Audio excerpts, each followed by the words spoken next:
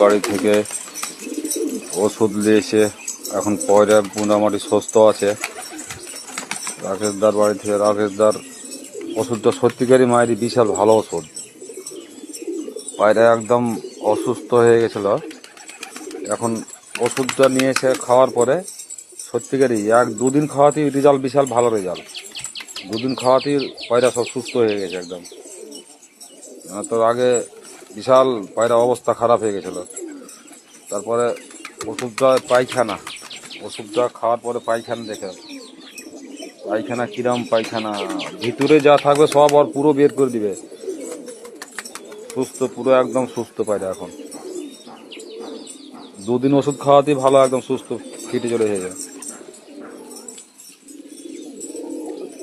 রাকেশদার ওষুধ কেউ যদি নিতে চাও, রাকেশদাকে যোগাযোগ করো।